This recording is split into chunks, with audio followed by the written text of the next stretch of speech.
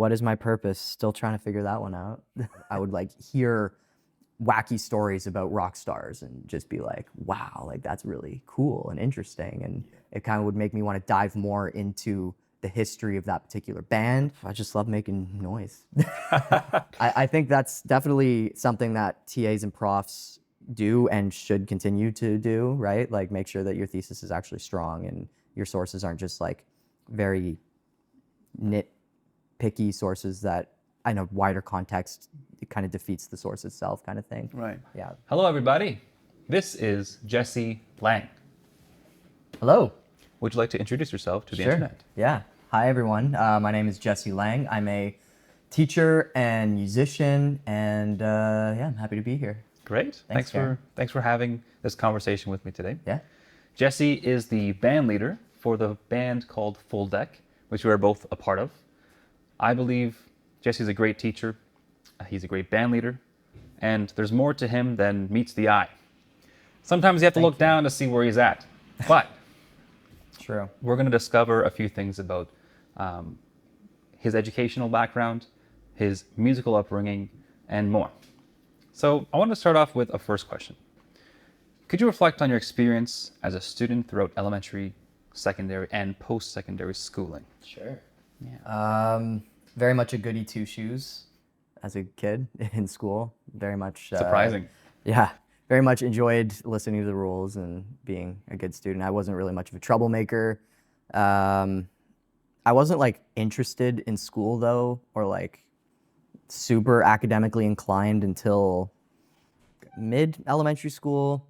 I got really into music about that time, definitely grade 6, 7, and 8. I joined a band for the first time, playing drums. And right from the get-go, we were playing shows. We played our grade 6 talent show at the end of the year, the kind of summer talent show. And yeah, so that was kind of like my first foray into music and playing live, and it was a blast. I loved it. And then in high school, my love for music continued to grow, although not really like traditional, like playing trumpet or reading music. It was a lot more like more pop culture music, kind of like underground rock music type stuff. But yeah, in high school as a student, I feel like I was a lot more introverted at the beginning of my high school education. And then once grade 11 and grade 12 hit, I kind of came out of my shell a bit more, became more extroverted. And yeah, I was also in another band in high school. And it's kind of been a constant in my life, music and being in bands. I want to get back to the band stuff, but I'm more Sure. curious about, what led you to pursue a career in teaching? Yeah. I guess I started getting more into school in general, I guess in high school. I started enjoying my classes a lot more, with electives and things like that. Like grade 11 and grade 12 is when I really started loving just the idea of learning, becoming the lifelong learner, as they say a lot in education. Actually, it's a big thing. Yeah. Being a lifelong learner is very important. And I'm pretty sure I'm gonna be a lifelong learner because I just absolutely love reading and information and just keeping up with the news and learning new things. So, but my mom's, she was always a teacher, and she's now actually a principal in Peel. So That's great. yeah. How has it been, I guess, having a parent who's a teacher? Did you always have a kind of like a feeling that you have to be a good student and excel because your parents are a teacher? Did you have that judgment in the household? We definitely, academics was really important to, especially my mom, as you can imagine. But I didn't feel like I had to do well because she was a teacher, like because of her role. I felt like I had to do well because that was just like the expectation. Nice. It wasn't like, oh, my mom's a teacher, so that means I have to. It was like, oh, my mom really, really cares that I get a good grade, so I need to like make sure I'm studying and doing my homework and things like that. So I'm aware there's some like, teachables that you have to kind of satisfy to meet their criteria Yeah. to become a teacher. Yeah. How was that process coming out of high school and applying for those programs? What was your experience going through that stage of getting that certification? Yeah, great question. I always had teaching in the back of my mind like as I started thinking about university and things like that. But I wasn't really sure if that's exactly what I wanted to do. And there were programs that you can take where you, from year one in university, it's like, you're going to be a teacher. This whole program is dedicated to you being a teacher. And you kind of like, it's called concurrent ed. So you get like a degree and a teaching degree at the same time. And the benefit of that is that it's a bit quicker than doing an undergrad first and then teacher's college, right? Because right now that's 6 years if you want to do that. Wow. Whereas concurrent ed is 5, so it shaves off an extra year. Yeah. So I kind of shied away from that. I knew people who were doing that, but I wasn't sure. I really wanted to study something without kind of the background of it being like for being a teacher. I just wanted to study. So I ended up studying history, and so I was like, I just want to study history purely, and then we'll see where that takes me. But I always had in the back of my mind that I probably will use history to be a teacher, because you can't do much with history outside of teaching. I mean, you can, but it's just the fields that you can get into with history are less well known. So that was another thing in the back of my mind, is like, well, teaching's the more obvious thing to do with history. So yeah, I always had it in the back of my mind, which I think is important when you're studying, especially in the humanities, like having some sort of pathway for a profession after, or a career path after you study. So yeah. No, I know we've had some great chats in our car rides to gigs and things like that. Yeah. Jesse has a very strong historical mind. Yes. He often would quiz me about punk rock music along for our tours. But I'm curious, what did history do for you? Why do you have this interest, perhaps a passion of history, which I see? Or would you even say that you have a passion for history? Yeah. Yeah. Yeah. 100%. Okay. I don't know why, because my mom wasn't a history teacher. My dad doesn't care about history at all.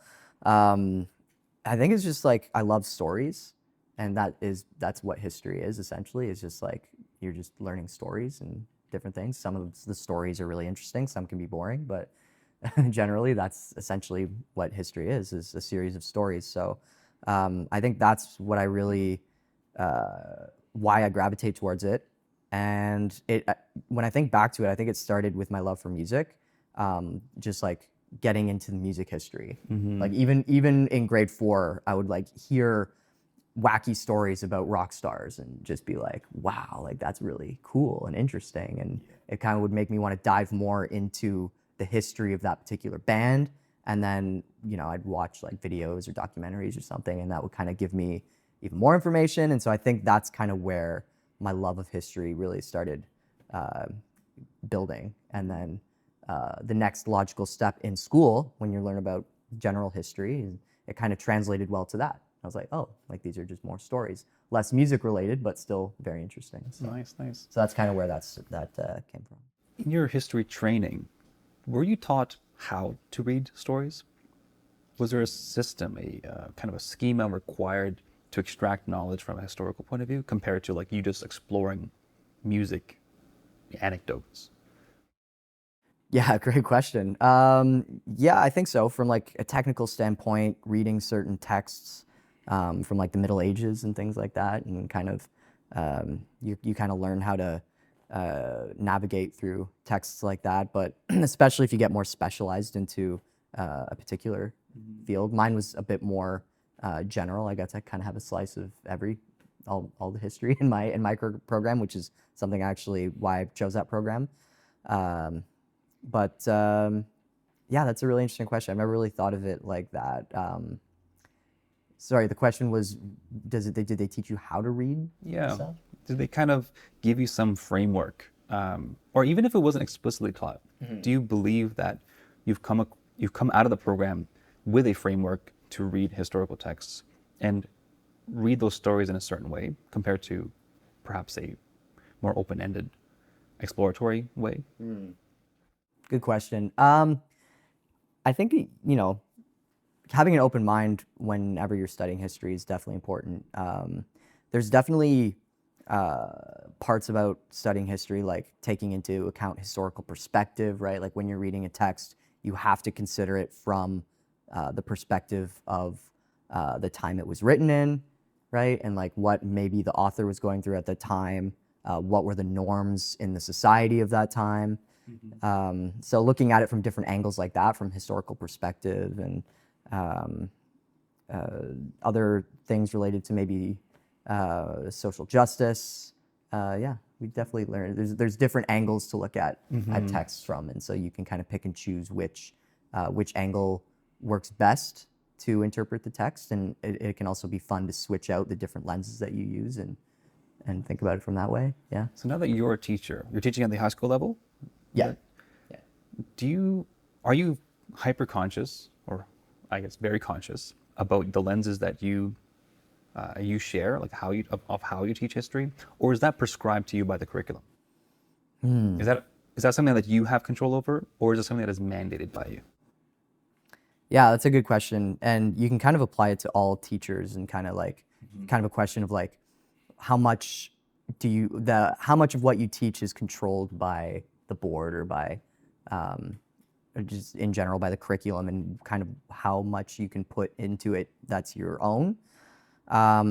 It really depends, honestly. Depends on the school, depends on the program or like the subject that you're teaching.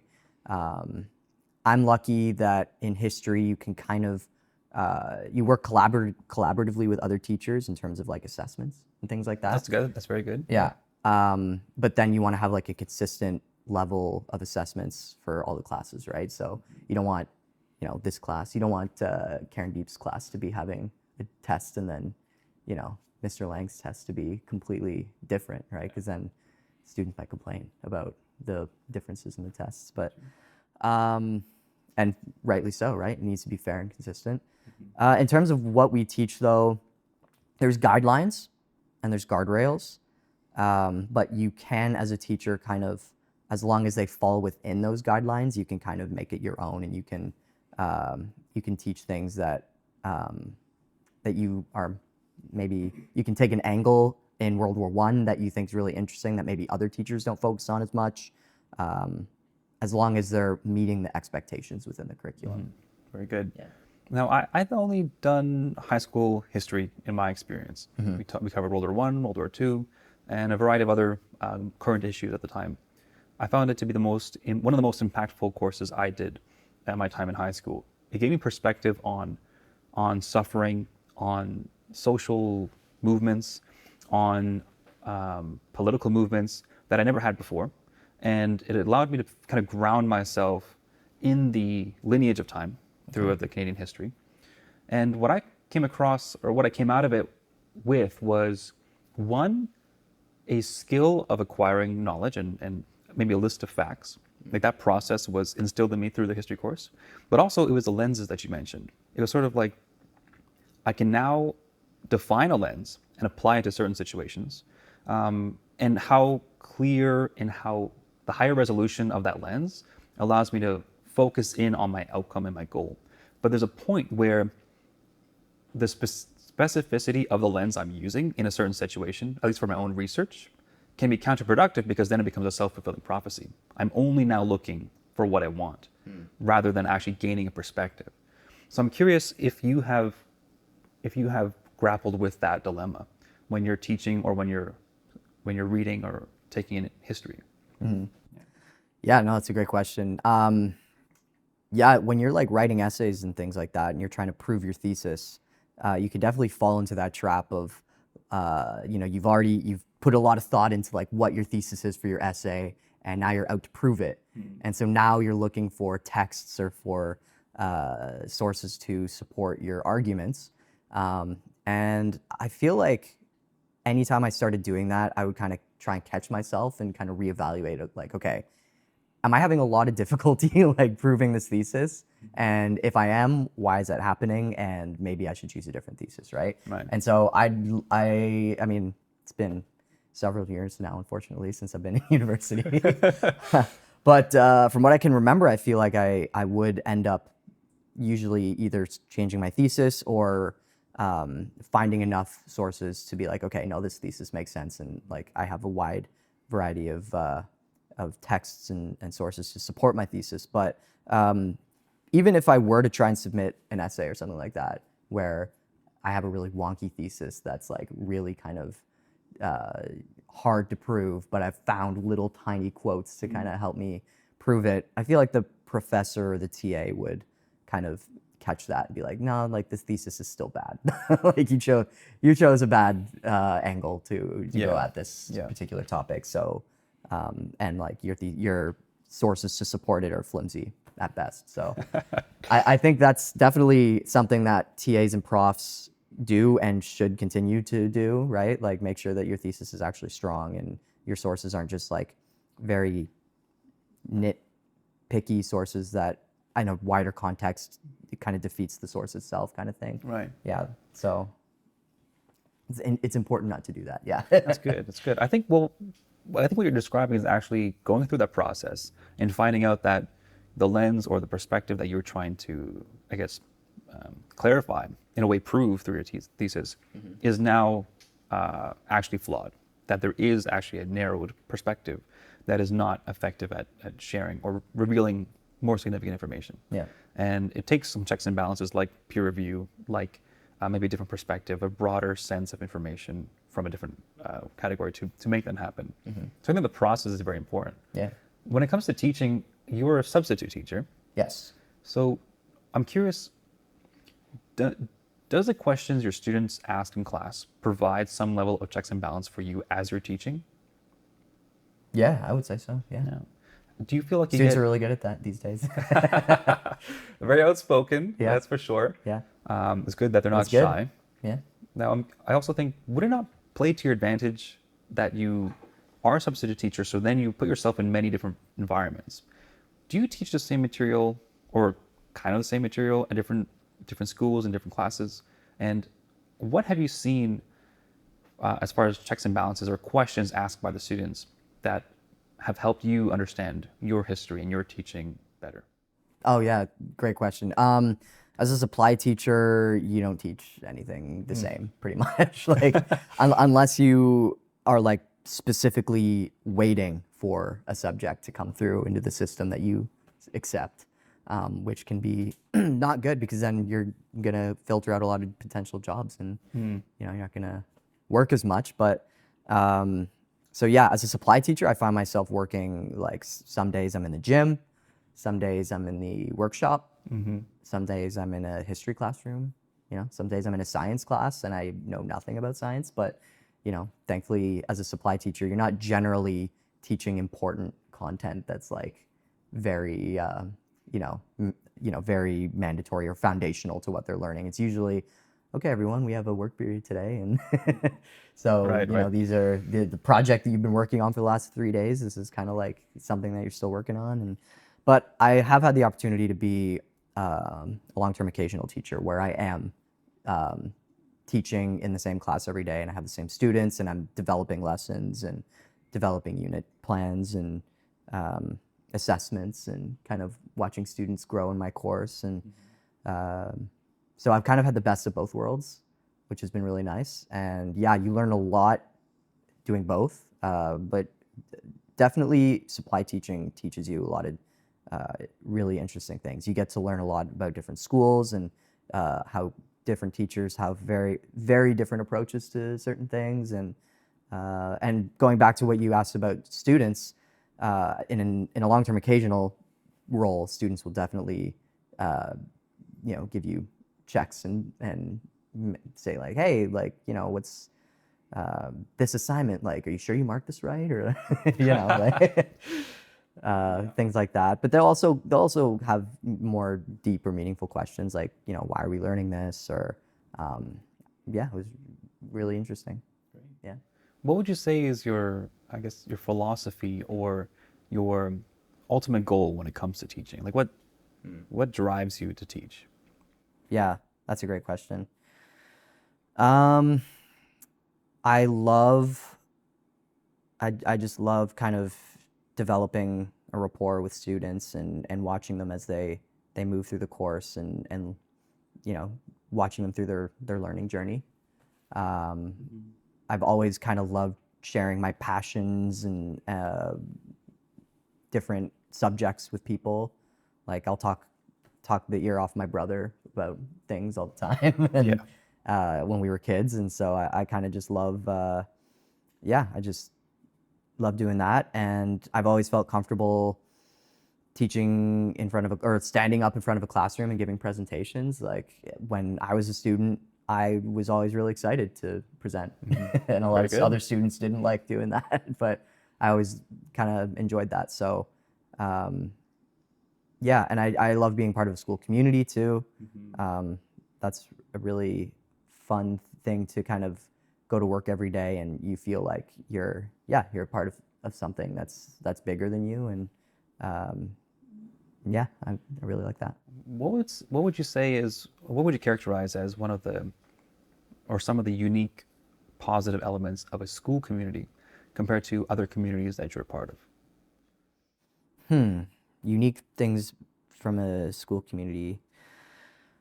I would say school community is really great because it's very wholesome, right? You know, it's a school. It should be, wholesome, and we're making sure everyone's comfortable and safe and supported. So you might not get that in various other communities, right? Also, obviously, it leans towards education, which is love. I'm a lifelong learner, so whereas other communities they might lean towards music, for example, like our little community in a band, right? Or in the music scene in general, it's a lot more music focused. So, but otherwise, it has the same characteristics as other communities, right? Like you're making human connections with other people, and you kind of work together towards a common goal, and you collaborate. So, I would say those are the similarities and the differences. Great. Yeah. Perhaps on the flip side with music, what is your driving force, your passion, your philosophy with music? Why do you do that? I just love making noise. I love making sounds. I think that's probably the most primary kind of foundational thing to that. I just always love doing that. I've always thought that perhaps I share one of your qualities that you mentioned is standing up in front of the classroom. I always enjoyed that, presenting. Yeah. I myself also greatly appreciated presenting whenever I had the chance. When I was in French, I did French for 4 years in high school. My favorite part of that course was just getting up to speak French. And I did so very well at the time and very often. And I found that I did so precisely because others were nervous and shy to do so. Okay. It was quite the rebellious thing. It was a counterculture way to get motivated. I kind of did it out of spite. And I did so fairly well. And in some sense, I try to do that with music as well. It's, in a way, trying to be the voice that others are nervous of speaking. But in a way, it's trying to share their voice as well. I find that when people are silent, bad things happen. When people lie, bad things are happening. And music is one vehicle to get there. It drives me to speak true, honestly, and really consider what I'm doing and how I'm presenting. I winged all my presentations in the school, half-assed things very much. But with music, you get a bad mark for that, Karen. Not me, I fooled them. But with music, I do try to do my homework, and I try to present myself as well as I possibly can. So when it comes to music, I find that you strike me as a band leader first, musician second. And I think your leadership is what draws me to you, and also what draws me to wanting to play in this band. Do you consider yourself a strong leader? Yeah, I do. I think. Look at this guy; he's full of himself. I'm full of myself. I am. Yeah.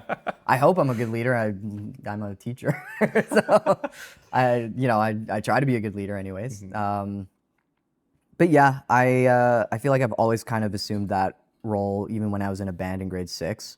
I was always kind of being a bit bossy with my band, kind of like, we got to practice these songs, and we're gonna meet on this day at this time, this place, and I would kind of always be the person setting those things up and kind of facilitating all the moving parts to get things moving. Yeah. So, and yeah, I don't know. I just kind of, just because I loved music so much and I wanted my band thing to work out, I was like, this needs to happen. We need to do this. And so kind of I assumed that role naturally because it felt like other people weren't doing that.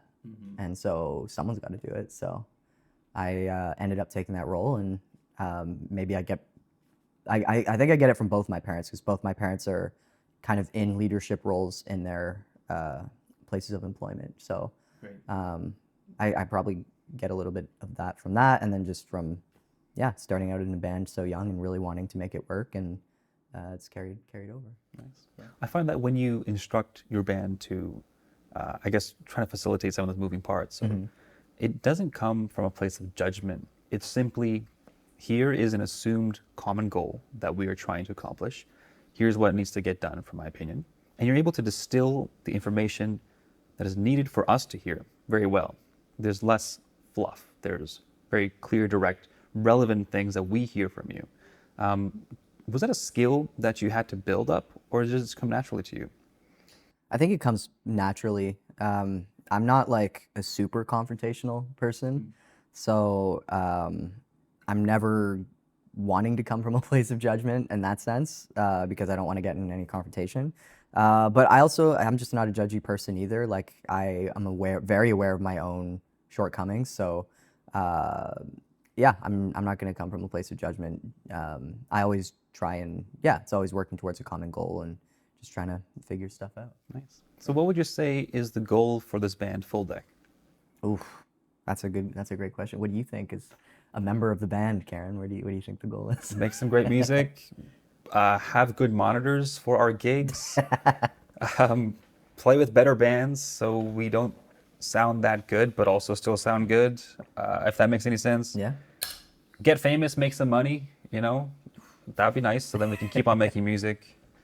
I don't know, the usual band stuff. Just make music, make good music, and keep on making good music. I don't know. That's couldn't agree more. A little crude, but that's Couldn't agree more. Great. Yeah, I mean, I like at its core, it's just like a fun project, and but I also don't do it because it's a hobby. Like I do want to put as much effort as I can into it and like actually be intentional with it. So, and just like make great music and keep exercising that music muscle. Because I love, it's definitely like one of the main ways that I show my creative side, I would say. Yeah. So would you say that you put all of your creative energy in this project? Or do you have other outlets that you entertain with? Yeah, it's a good question. I would say teaching has been a way for me, especially when I'm in the role of like being in a contract and like leading a class through the entire course. I can show some of my creativity there, which has been really cool. But yeah, other than that, I would say music is definitely my number one source of just showing all of my creative side. Because I'm not a visual artist. I'm not good at I'm not good with arts and crafts or anything like that. So neither am I. Yeah. I can barely write my own name. What have been some of the milestones you've accomplished with this band? What about them? Are there any milestones? Okay, what are some milestones you're looking for? No, I'm kidding. We've had milestones for sure. You drove miles, that's for sure. We've driven miles. One that I'm really proud of. I think my favorite moment in the band was playing a headlining show at Lee's Palace for our debut record release, our debut album release. That was a really proud moment. Unfortunately, you hadn't joined the band yet when we did that. Where was I? Where were you, man? But that was definitely really great because it was probably the biggest audience we had played to, and we sold the most tickets ever that we've ever sold, which I believe was like, I think it was 200 after the pre-sale and door tickets. It was our show because we were headlining. I had done the legwork to set the whole thing up. It actually came from a follow-up email. Those things work. Send follow-up emails. Yeah. I think it was a really great success. Made some decent money from it. And it's a really cool notch in the belt of Full Deck. Playing our tour together and going to Montreal. I'm really proud of that one. And you were part of that one. I was. Going all the way to another province to play live was really cool, and setting that up and playing with a local Montreal band with some fans was cool. Yeah, and also some of the streaming milestones has been really great. Like the fact that we can claim several of our songs to having thousands and thousands of streams has been really nice. So, and yeah, just having really great quality recordings, right? And like writing great songs too is a milestone in and of itself. I think we make some pretty good music, but just having then making a good song and then translating it into an actual quality recording is a lot more difficult than you would think. So just having like, I would say like industry standard recording quality from the amazing producers that we've worked with has been also really great. Great. So tell me about some of these songs, because we recently released an EP called Something's Gotta Give. Yeah. And there's 5 songs on that record. I think 4 of them are more of the band. One of them is more of a softer song led by our drummer, Aram. Yeah. And I want you to tell me, perhaps if you can briefly kind of summarize what each song means or means to you, because I actually don't know too much about these songs, although I love playing with them, playing them and sing along with them. Tell me about the first one, Something's Gotta Give. Oof, that one's a dark one. That one's Yes. But my mom was actually texting me about that a couple days ago, and she was like all concerned? worried. Yeah, she was concerned. She's like, "Is everything okay?" Like, it's like a really well, it's a heavy song. Like it's just like the guitars are like really heavy and definitely like the closest to metal I think we've ever gotten as a band. So heavy in the sound sense, then lyrically too. It's kind of a heavier song. I won't get into the details about it, but it's a story. It's just like fictional story. My mom always thinks that my songs are like deeply personal, but it's not. That's not the case. Like most of them are kind of like outside of me, and I just kind of, I don't know, inspired by other books or forms of media, and I kind of go from there. So that one's a bit of a darker one. What's the next? What's the other song? I don't remember. I think the next one is I Think You're all Dead. the songs on it. Oh yeah, that one is like a petty, just another petty breakup song as well, which is. I think what's cool about that one is it's very clear the kind of flip-floppy of the perspectives that come into play. And I find that along with the bouncy, lively feel of the song, the lyrics and the perspectives change really help cater towards that energy. The third one is Can't Help Myself. Yeah. Tell me your perspective on that. How do you like that song? I love that song actually because I get to play drums and I love drums. Drums Great. are my first instrument, so it's really cool to have a song where I can get more into my rhythmic side and jam out on the kit. So personally, that's why that song means so much to me. But also, I love having Aram, our drummer, sing that one. He's a really great singer, and he gets to show off that side of him really well. And it's a fantastic sing-along song for the crowd, and I'm actually jealous of him deeply because I don't have a sing-along song like that one. So now I'm set to try and write one that we can get some crowd participation like that song in. But it's been really great to be playing that one live because it gives, not only does it give me a break vocally, which I really need, but it also gets the crowd kind of really geared up and singing and participating, which is really nice because then I can just come back and it's like, hey, everyone's really really engaged now. They were engaged before, hopefully, but now they've like been singing to our song and hopefully they'll continue singing. I think in contrast to perhaps your perspective on songwriting, which is it can be separate from you. It can be from inspiration and telling a story. Yeah. I think Aram's performance often always strikes me with some truth, some very deep personal connection to what he's singing. And I find that to be, it comes through with how he plays, but also how he presents himself on stage. So when I get a chance to back that up, all of a sudden I'm feeling what he's feeling. And it's very special to connect with him and his music in that way. But I also know it's not always the vibe, because sometimes when we're playing rock music, we just want to make some loud, amazing noise. Yeah, yeah. So it's nice to have those moments in our performance to kind of really bring it down and really connect to on a human level, just the story and the sing along and all of that's what's happening there. Yeah. So I love that break and I love that we do that and we all get a chance to share a different side of our musicality as time goes on. Yeah. I think the next song is Nothing? No. Yeah. There's yeah. So Something's Gotta Give, I Think You're Dead, Can't Help Myself, Nothing. And there's one more song? Yes. Oh, Painting. Painting. I think it's Painting and then Nothing. That's your song. He's forgetting his own song. Oops. Well, mainly his song. I did help out. You with made it crafting some of the other parts to it, but I would say it's like 80% Karen Deep. I came up with the idea, you crafted it into a full deck song, is the way I describe it. Yeah. I guess I'll talk about this one briefly. Painting. It's about one of my exes. And when I joined the band, soon after, I broke up with that person. And I thought to myself, okay, we're making petty pop punk songs. You gotta be a little angsty for it. What am I angsty about? Oh, obviously this breakup that went kind of sour. So I wrote a song about that. Initially, there was no verse and chorus, so just kind of through composed. And then I presented it to the band, and you really did a great job of simplifying things in a way that makes it hit harder, makes it more accessible, makes it something that makes more sense musically in terms of our band.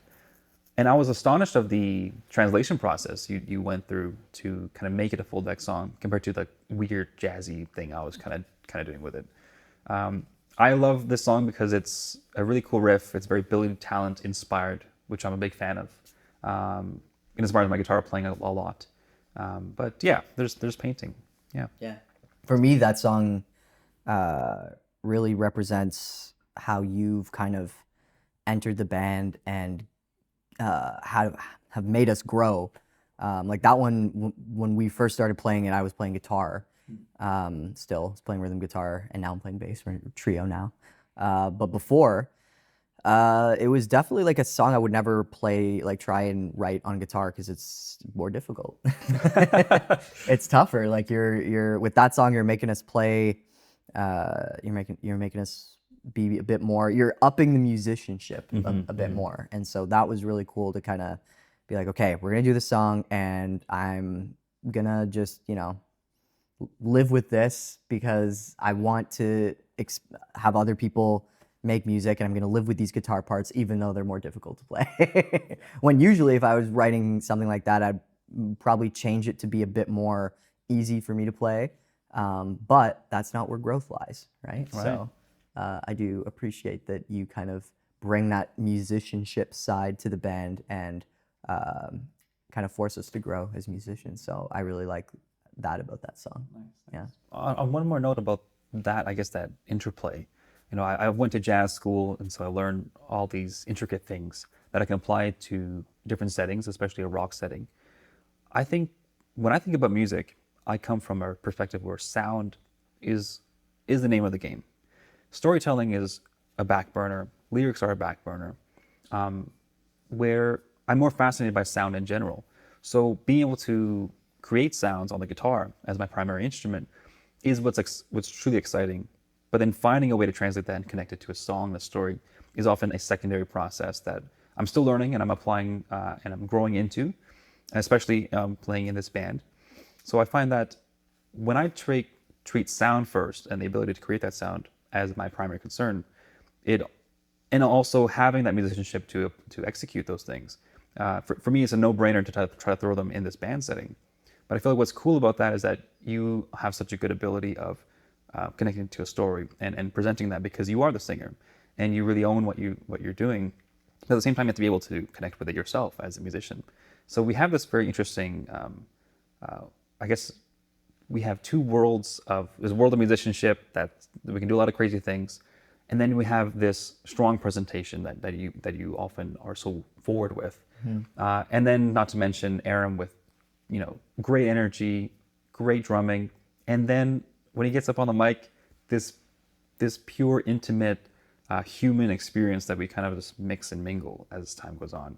And it's such an interesting dynamic that I never experienced as being a part of a band, and which is what keeps it so interesting for me, where it satisfies the musicianship element, but also satisfies all these other dimensions of making music. Yeah. That is just a great process to be a part of.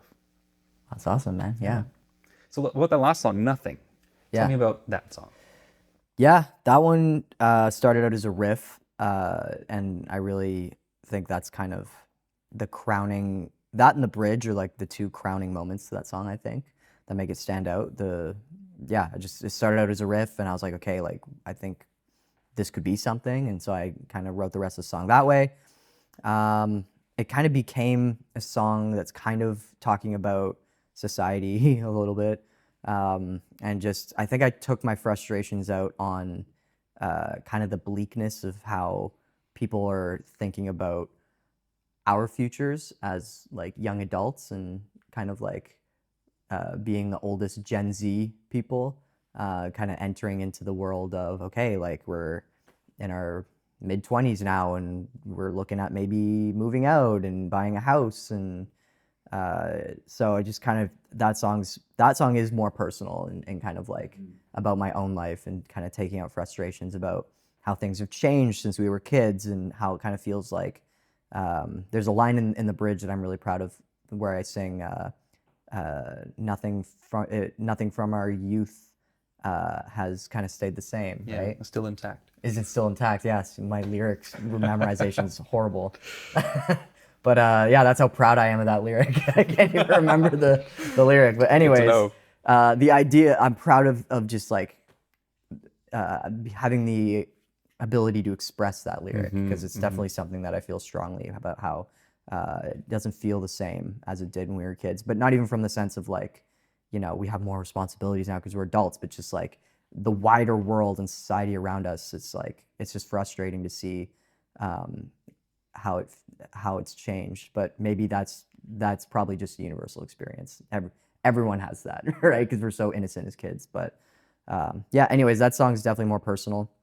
And I would say even for the songs that aren't directly about me, I still will pour in energy that I do feel into that song. So those songs I would say are still personal for me, but they're just not like direct stories or anything, I would say. Yeah. I found that it's a slow process for me to connect to a song. There's one song called She'll Go that you guys created on that album. Yeah. And it's been about a year now playing that song with you guys. And it wasn't until like a month or two ago that it actually hit me what the song means.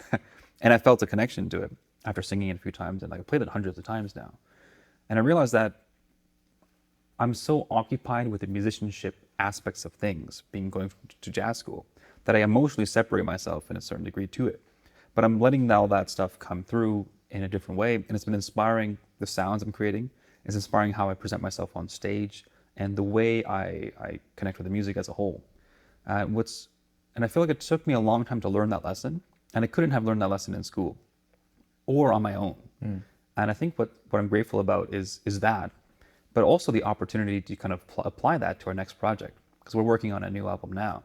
Yeah. I think a lot of the subject matter that we're trying to touch on in this new album connects with me quite on a meaningful level, because it's something that I feel needs to be said and needs to be acknowledged in a way to shed some light on some of the bleakness that things may be happening around us today.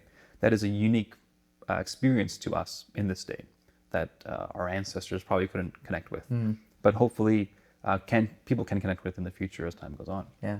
Yeah. Let's talk about some of the long-term goals. So with the band, because Sure. and then I want to talk about some other stuff about you coming of age and Okay. you becoming a young man. Sure. Yeah. So yeah, tell me about some of the long-term goals you have for this band. Maybe the next 5 years and then 10 years. 10 years. Yeah. That's a long. That's time ambitious, away. but it's a long time away, but it's gonna fly by. Long term, release more music, play more shows. I think for me, like definitely getting more in tune with kind of like our peers in the music industry and just hanging out with other bands and stuff. I've definitely been trying to do that more over the past couple of years and made some great friendships and met some really cool people and want to continue doing that. But yeah, just like making more music, being more intentional with our music, and maybe putting some conceptual albums together would be really cool. Yeah. But yeah, I don't want to think too hard about like exactly where the band needs to be in 10 years, because I think that could be a little bit almost toxic, right? Like Yeah. having like setting such a goal and then like I just want to kind of enjoy the journey as it goes, right? The cliche kind of, enjoy the journey, not the end destination. But yeah. Brilliant. What about you? Ooh, same thing, man. Same thing? Yeah. That's good. For starters, I would like to get my guitar tone down. Yeah. We're still trying to figure out our sound as a trio, but it's a really exciting new chapter, I think. Maybe a little side note. I picked up the guitar, I guess I was heavily inspired by Ian DeSaw from Billy Talent. There's this one solo off their third album on Saint Veronica. And it was this cool solo. It's a song about, overcoming suicidal ideation and support. And it took me 4 months to still not be able to play it. But I got carpal tunnel, and I learned how to play eighth notes, and I learned how to tune my guitar when You I got first carpal tunnel? Yeah. Whoa. That's how much I practiced. This is new information, folks. I did not know this. So it took me a while to kind of recover from that and change my ways of playing. But he inspired me a lot to learn what it was to play rhythm and lead parts and have it rock out and play cool songs. That inspired me to translate that to in a jazz setting. I thought, how can we play rhythm and lead in a jazz setting? Because I liked Frank Sinatra as well. So I thought, how can I play Frank Sinatra songs on the guitar but still play chords and melodies? Then I found this guy named Joe Pass, and he can do it the best. So I thought, I want to do that. Let me go to jazz school and figure out how to do that. I still can't do it, but I'm learning. And now I'm playing in this band, and now that we're a trio and I'm exploring on the guitar, I feel like all of the stuff that Ian did can apply in this setting, but I'm finding my own voice into doing so. And I think what would be exciting to think about long term is sort of like, from a guitar study perspective, what have I learned when it comes to acknowledging a rock intermingling a rhythm and lead to a jazz rhythm and lead thing, and also applying that to all different varieties of music that I've explored thus far, and then finding our own creative freedoms with that in the music that we're trying to share.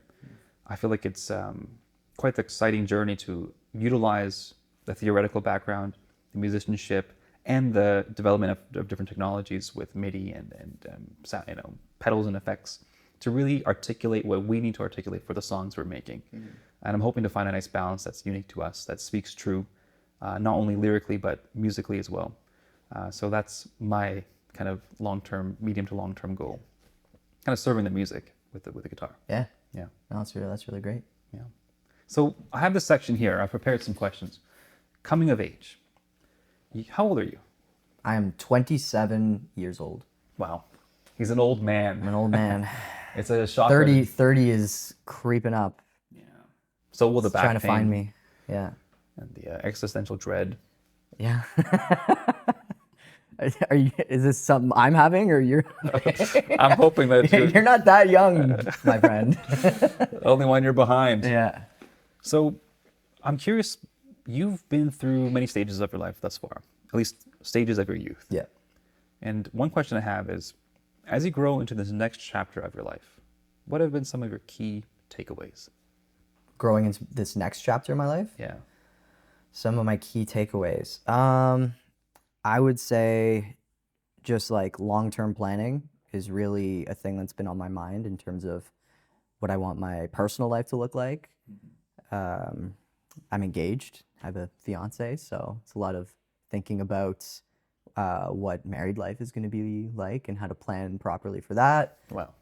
And with that comes finances, right? And I feel like I've been telling everybody about it, about how I'm just like kind of having this a financial awakening with how to manage my finances. Not to say that I was bad before, but just kind of like never really had much intentionality to it. So kind of really learning the fundamentals of like how to manage my money has been a huge thing for me and a key takeaway for this, and entering my new phase of adulthood, which I guess is to soon become an old man. You're well on your way. Well on my way. If you were to give any advice to your teenage self, what would that be? Hard-hitting questions, Karen. To my teenage self, to my young teenage self, I would say relax a little bit, don't take everything too seriously and try and enjoy yourself a bit more. To my older teenage self, I would say, uh, I don't know. I would say in terms of like, you're gonna ask me about my failures soon, and this is Yeah. kind of related to that. Uh, I'd say one of my bigger regrets is not um, kind of continuing or doing band stuff like rock stuff um, in my 18 to 22, that range of years, because I kind of thought I could be like City and Color, like Dallas Green, and be like an acoustic guy. Not good enough for that. We'll see. But also, I don't know. Like I had a phase with it, and I really loved being a solo acoustic guy. And then I kind of really started missing being in a band. And so I would say to my older teenage self, like, don't give up the band stuff so easily. You know, continue going with it and see where it takes you, because starting full deck at 22, I feel like if I had started it at 19 or 18, that would have been a lot more of a cool jump start, I think. Because at 22, you're kind of starting, or you're definitely on your way to like being more of a, going into like a professional life that's not necessarily conducive to touring the country in a van with, you know, not much to think about. That's a lot easier to do at 19 than it is to do at 22. Although it's only a few year difference, but whatever. Just yeah, I think I very easily threw away the whole collaborating with other musicians and being in a band when I was 18, because I was kind of mad at how my high school band went, where it was like, no one's on the same page as me, and it feels like I'm doing a lot of work, and so if I'm doing all the work, I can just do it all by myself. And Yeah. that was kind of like a bit of a fallacy that I fell into. So I might, yeah, that might be a piece of advice I would give to my older teenage self. Very good. Very good. I've experienced that myself and come to some of the similar conclusions. Yeah. We can't do anything on our own. No. We always need each other. And That learning goes for how to, everything in life, not even just music stuff. in order to make something that's greater than yourself, you have to be bigger than yourself. And the only way to do that is to include other people. Yeah. Learning how to play with others is kind of the name of the game. Yeah. Yeah. Takes a village. Takes a village. Oh, and is that on the books? Are you planning on making sure there's a village around for when you have a small Jesse Lang kicking around? Yeah. Yeah. I think so. Good. Community's important. Yeah. As we talked about, the school community too. Yeah. So to close off this conversation, I have some few poignant questions. First one, what are some of the biggest challenges you've faced? Biggest challenges I faced? None. I don't have any challenges. Well, Nothing. I've conquered it all easily. well, for Nothing to starters, worry you have to deal with my crap all the time. So what do you think about that? about. Yeah, you are quite a challenging individual, I'd have to say. No, Karen, you're very, very amazing. You definitely make my life easier being in the band for sure. Good. Challenges I've had to face would probably be, I don't know, just your normal challenges of navigating through high school and post-secondary, and kind of learning about yourself and figuring out what this all is and what you're supposed to do. And yeah, I don't know, maybe the long-term planning thing has definitely been challenging, but also very rewarding. Just like kind of really, I keep saying the word intentional, but being intentional with my life and kind of thinking about things from that perspective has been challenging, but yeah, also really great. Yeah. Here's the failure question. What are some of your biggest failures, and how did you handle those failures? Yeah, another great question. I would say my failures would be probably just like my mindset sometimes, you know? Like I do find myself living in the past or the future a lot more than I should be, and kind of sacrificing the present moment, which, you know, every book will tell you you're not supposed to do that. You're supposed to focus on the here and now. So I guess taking that advice of focusing on the present moment has been probably quite a failure for me for, you know, a long time. So definitely another thing I should think about long term is like, you know, it's good to think about and plan for your long term, but also just enjoying things as they come, and focusing on the present moment, I think is something I could improve on greatly. I find that quite fitting as you are a history buff. Yeah, Makes yeah. sense. True. My mind is geared towards the past, you could say, but uh, honestly, from the historical, like thinking with my history brain, I do love current events because I know they're going to be history. But I wish I Yes. could only apply that to my personal life more. But yeah, anyways. Great. Yeah. One more question, two actually. How do you celebrate your achievements? Uh, being with friends, hanging out, doing things like this. Um, that's a great question, actually. Celebrating achievements. I would say just being with the people you love the most, and celebrating that way, and just reflecting on what you've done, and it's important to do that, you know. And I feel like as I just said, I'm not great at living in the present moment as much as I wish I was, but I do feel like I can recognize when I've hit an achievement, and I'm proud of doing that. So, yeah. Good, good. My last question for today is, what is your purpose? Very philosophical question. um, yeah, what is my purpose? Still trying to figure that one out. I would say if I could, my best guess at my purpose would be um, being a role model, and just like helping people as best I can, and making noise, making sounds, I'd say you're making music. very good at making some noise. Cool. Yeah. Thank you for sitting down with me today. Of course. Yeah. I still feel like there's so much more to learn about you and how your brain works and what you have to say. I'm not that interesting. Well, you guys will decide if it's interesting. And it's a pleasure to have you as my band leader. Oh, thanks, man. There's times where I love to lead my own ship, but there's other times where I know I would serve the best as one of the crewmen.